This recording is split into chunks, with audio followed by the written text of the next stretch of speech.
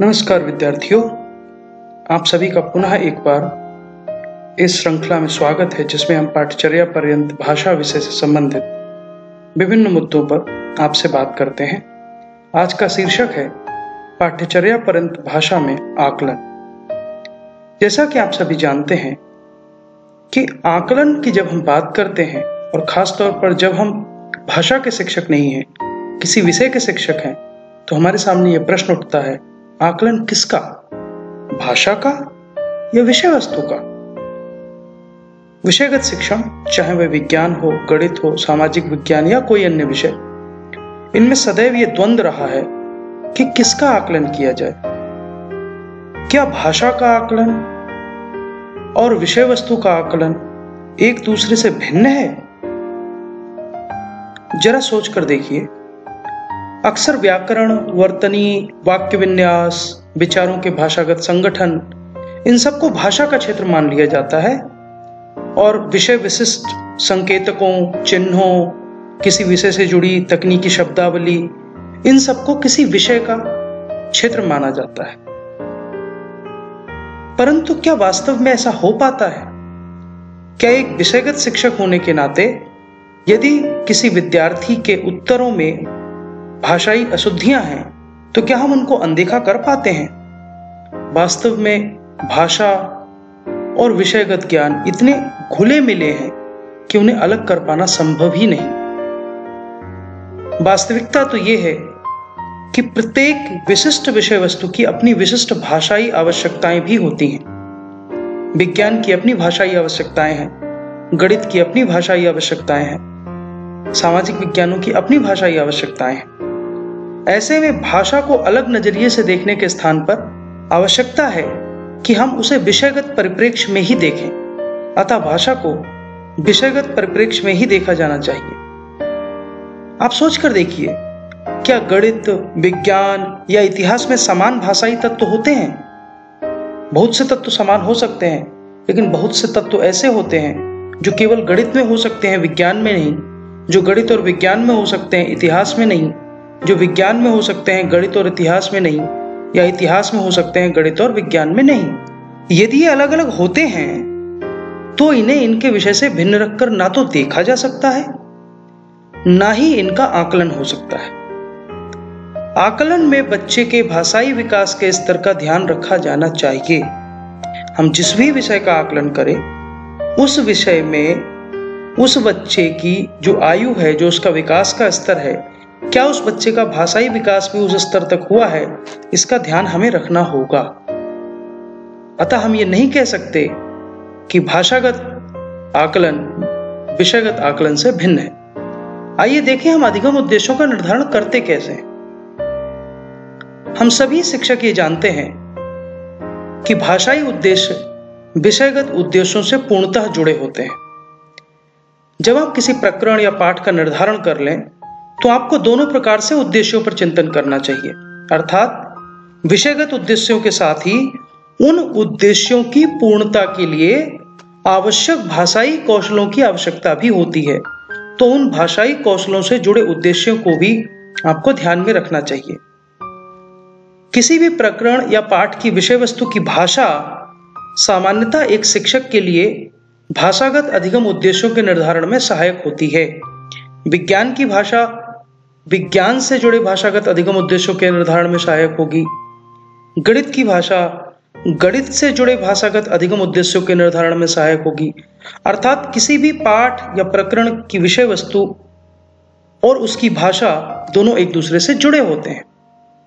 जब हम भाषाई अधिगम उद्देश्यों की बात करते हैं तो हमें यह ध्यान रखना चाहिए कि किसी भी विषय में, हम जिस भी विषय के शिक्षक हैं, उस विषय में कौन से मुख्य संप्रत्यात्मक शब्द, शब्दावली या अन्य विषय विशिष्ट शब्दों की आवश्यकता उस विषय को पढ़ने, लिखने या बोलने के लिए विद्यार्थियों को जानना आवश्यक है। इसके साथ साथ इन विशिष्ट शब्दावलियों को जानने के साथ साथ प्रकरण संबंधी बहुत सारे भाषाई प्रकार हैं, जैसे उनको वर्णन करना पड़ सकता है, व्याख्या करनी पड़ सकती है, तुलना करनी पड़ सकती है, तालिका के रूप में अपने विचारों को, सूचनाओं को प्रस्तुत करना पड़ सकता है। तो ये जो भाषाई प्रकार हैं, ये विषय विशिष्ट की शब्दावली और उनके मुख्य संप्रत्यात्मक शब्दों से पूर्णतः जुड़े होते हैं। ऐसे में हमें यह भी ध्यान रखना होता है कि जब विद्यार्थी किसी भी विषय में अपनी बात रखते हैं, वे किसी भी रूप में रखें, मौखिक रूप से, लिखित रूप से, तो व्याकरण और भाषा संरचना का ध्यान भी उन्हें रखना होता है। साथ ही जब हम उन्हें अपने विषय में कोई भी कार्य, टास्क या दत्त कार्य देते हैं, उनको पूरा करने के लिए भी उन्हें भाषा के स्तर और भाषा ज्ञान की आवश्यकता होती है। ऐसे में हमें यह ध्यान रखना चाहिए कि भाषा अधिगम की कौन सी युक्तियां और कौन सी रणनीतियां हमारे विद्यार्थियों के काम आ सकती हैं। वास्तव में हमें अधिगम उद्देश्यों, आकलन और अनुदेशन युक्तियों सबका समन्वय करना होगा। जब हम अधिगम उद्देश्यों की बात करते हैं तो मूलतः हम किसी भी पाठ में यह लिखते हैं कि उस पाठ या प्रकरण की समाप्ति पर मेरे विद्यार्थी से एक शिक्षक के रूप में मेरी क्या अपेक्षा है, मेरा विद्यार्थी किस स्तर को प्राप्त कर लेगा। उन उद्देश्यों की प्राप्ति के लिए हम कुछ अनुदेशन युक्तियों का चयन करते हैं। तो हमारी अनुदेशन युक्तियां सदैव हमारे अधिगम उद्देश्यों की प्राप्ति के लक्ष्य से जुड़ी होती हैं। और आकलन, जो निर्धारित अधिगम उद्देश्य हैं, उनकी प्राप्ति के आकलन के लिए किस प्रकार की या कौन सी आकलन प्रविधि उपयुक्त रहेगी, यह भी हम निर्धारित करते हैं। तो अधिगम उद्देश्य, अनुदेशन युक्तियां और आकलन, ये तीनों एक दूसरे से जुड़े होते हैं, इनको हम अलग अलग नहीं देखते। ऐसे में प्रश्न यह उठता है कि क्या किसी भी विषय में केवल विषयगत उद्देश्य होने चाहिए या भाषाई उद्देश्य उनमें समाहित होने चाहिए। आइए हम कुछ विषय, विषय वस्तु और भाषा उद्देश्यों से जुड़े उदाहरण देखें जो मैंने विभिन्न विषयों से लिए हैं। यह उदाहरण विज्ञान विषय का है। विज्ञान में एक प्रकरण आता है गति के नियम।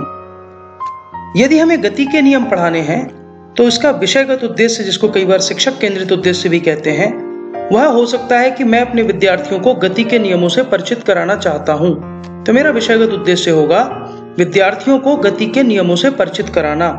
परंतु हम सब शिक्षक होने के नाते जानते हैं कि हम विद्यार्थी केंद्रित विशिष्ट उद्देश्य भी निर्धारित करते हैं। यदि वे विशिष्ट उद्देश्य प्रकरण संबंधी हैं तो हो सकता है आप एक उद्देश्य निर्धारित करें, विद्यार्थी न्यूटन की गति के प्रथम नियम को परिभाषित कर सकेंगे। आप यह भी उद्देश्य निर्धारित कर सकते हैं, विद्यार्थी क्रिया प्रतिक्रिया के नियम के उदाहरण दे सकेंगे।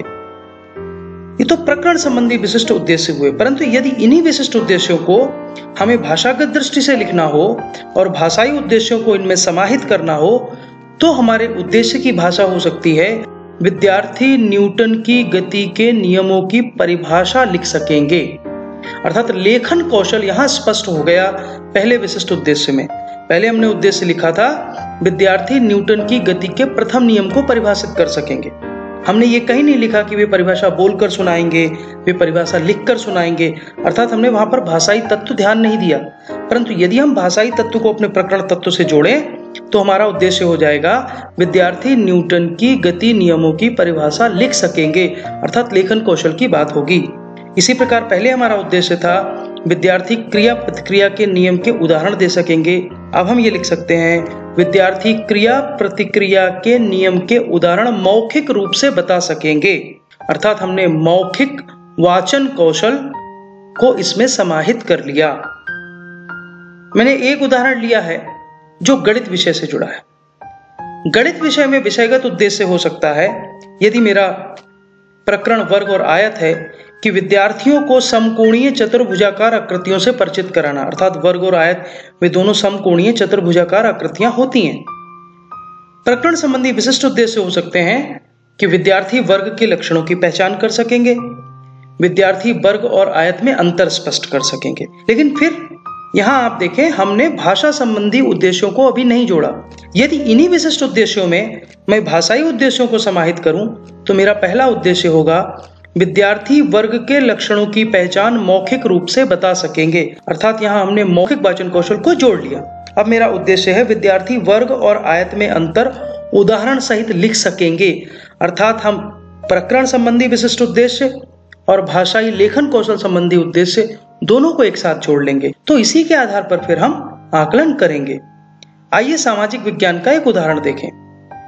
विषयगत उद्देश्य है विद्यार्थियों को भारत की स्वतंत्रता में असहयोग आंदोलन की भूमिका से परिचित कराना, यह शिक्षक केंद्रित उद्देश्य है। इसका प्रकरण संबंधी विशिष्ट उद्देश्य है, विद्यार्थी असहयोग आंदोलन के प्रारंभ होने के कारण पहचान सकेंगे, विद्यार्थी असहयोग आंदोलन के प्रभाव का मूल्यांकन कर सकेंगे। परंतु यदि इनके भाषाई उद्देश्यों को हम इनमें जोड़ दें तो हमारा पहला विशिष्ट उद्देश्य हो सकता है, विद्यार्थी असहयोग आंदोलन के प्रारंभ होने के कारणों की सूची बना सकेंगे, विद्यार्थी असहयोग आंदोलन के प्रभाव का विस्तृत वर्णन कर सकेंगे। यह वर्णनात्मक लेखन कौशल है। आइए, मैंने एक उदाहरण हिंदी की एक पाठ्य पुस्तक से लिया है। स्वर कोकिला लता मंगेशकर की कहानी को विस्तार से देते हुए कुछ उद्देश्यों का निर्धारण किया गया है। उस पाठ के विषयगत उद्देश्य कुछ इस प्रकार हैं कि विद्यार्थियों को लता मंगेशकर की जीवनी के साथ साथ संगीत की मूल शब्दावली से परिचित कराना, और उसमें प्रकरण संबंधी उद्देश्य जो हैं वे हैं, विद्यार्थी राग और ताल में अंतर स्पष्ट कर सकेंगे, विद्यार्थी गायन में शास्त्रीय संगीत का महत्व रेखांकित कर सकेंगे। यदि इनमें मैं भाषाई उद्देश्यों को जोड़ूं, और यहाँ तो जोड़ना आवश्यक है कि ये तो भाषा का पाठ है, तब यही उद्देश्य पहला हो जाएगा, विद्यार्थी राग और ताल में अंतर उदाहरण सहित बता सकेंगे, विद्यार्थी गायन में शास्त्रीय संगीत के महत्व की व्याख्या लिख सकेंगे, अर्थात रेखांकित कर सकेंगे में उतना स्पष्टता नहीं है, लेकिन जैसे ही हम लिख सकेंगे कह रहे हैं, लेखन कौशल इसमें स्वतः जुड़ जाता है। तो इस प्रकार मैंने आपको विज्ञान से, गणित से, सामाजिक विज्ञान से और हिंदी से कुछ उदाहरण देकर यह बताने का प्रयास किया कि यदि हम उद्देश्य निर्धारण के समय ही भाषाई उद्देश्यों को अपने विशिष्ट उद्देश्यों में समाहित कर लें तो हमें इनके आकलन में बहुत सुविधा होगी। आइए देखें कि पाठ्यचर्या परंत भाषा में आकलन होता कैसे। आप ये 3 चित्र देख रहे हैं। जब हम पाठ्यचर्या परंत भाषा में आकलन की बात करते हैं तो सामान्यतः हम मौखिक भाषा का आकलन करते हैं, अर्थात बोलना और सुनना, लिखित भाषा का आकलन करते हैं लेखन कौशल के साथ, और उसके साथ साथ विषय वस्तु का आकलन भी करते हैं। तो यहाँ पर मौखिक भाषा का आकलन, लिखित भाषा का आकलन और विषय वस्तु का आकलन तीनों आपस में जुड़ जाते हैं। आइए हम कुछ उदाहरण देखते हैं जो मैंने MC ग्रांट और D फिशर की एक पुस्तक से लिए हैं। यदि आपको अपने विषय में मौखिक भाषा, उसमें भी वाचन कौशल का आकलन करना है तो आप किस प्रकार का रूब्रिक बना सकते हैं। आप उसमें 4 आयाम बना सकते हैं। क्या उन्हें इस कौशल में सुधार की आवश्यकता है, लगभग ठीक है, उत्तम श्रेणी का है, या विद्यार्थी ने इस कौशल में प्रवीणता प्राप्त कर ली है। तो इसमें उपलब्धि स्तर के 4 आयाम हो सकते हैं। शैक्षणिक एवं तकनीक शब्दावली का प्रयोग। यदि विद्यार्थी मेरे प्रश्न का उत्तर देते समय, वह चाहे गणित का प्रश्न हो, विज्ञान का प्रश्न हो या सामाजिक विज्ञान का प्रश्न हो, यदि वह शैक्षणिक और तकनीकी शब्दावली का प्रयोग करता है तो ये एक आयाम है वाचन कौशल का।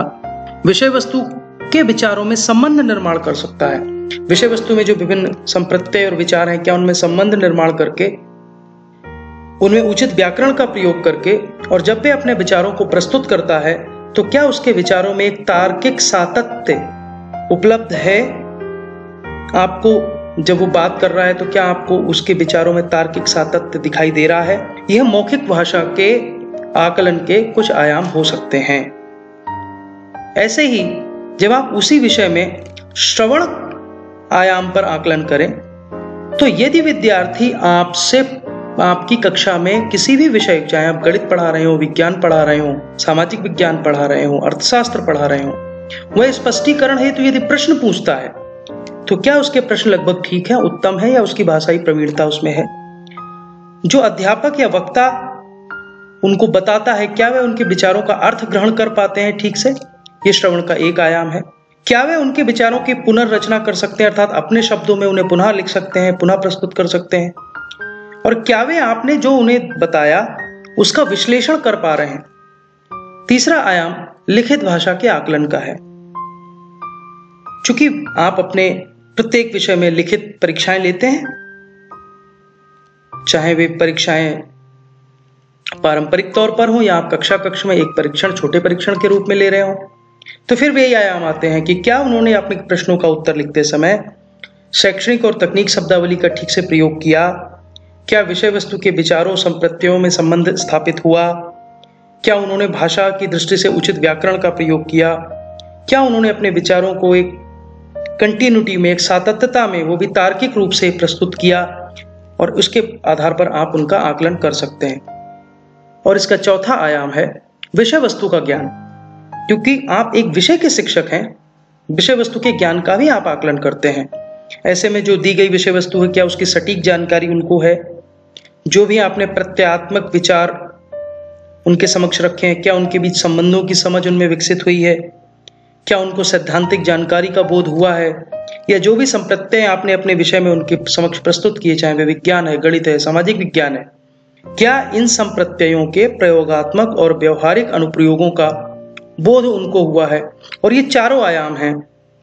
सुधार की आवश्यकता है क्या इनमें से किसी आयाम में? लगभग ठीक उन्होंने रखा है अपना विचार, उत्तम श्रेणी का है, या उन्होंने प्रवीणता इसमें प्राप्त कर ली है। तो इस प्रकार आप अपने विषय में जब आकलन के लिए संकेतक निर्माण करें, केवल विषय वस्तु के ज्ञान के आकलन के संकेतक निर्माण ना करें, साथ ही उनके भाषाई तत्वों के आकलन के संकेतक भी निर्माण करें, तो आप अपने विषय में न केवल विषय वस्तु वरन उस विषय वस्तु के सही संगठन और सही समझ विकसित करने के लिए जो भाषाई कौशल चाहिए उनका भी आकलन कर सकते हैं। तो आइए साथियों, हम आकलन को समावेशी बनाएं और भाषा और विषय के बीच की दीवार गिराएं और अपने विषय में विषयगत कौशलों के साथ साथ भाषागत कौशलों का भी आकलन करें। आपका बहुत बहुत धन्यवाद।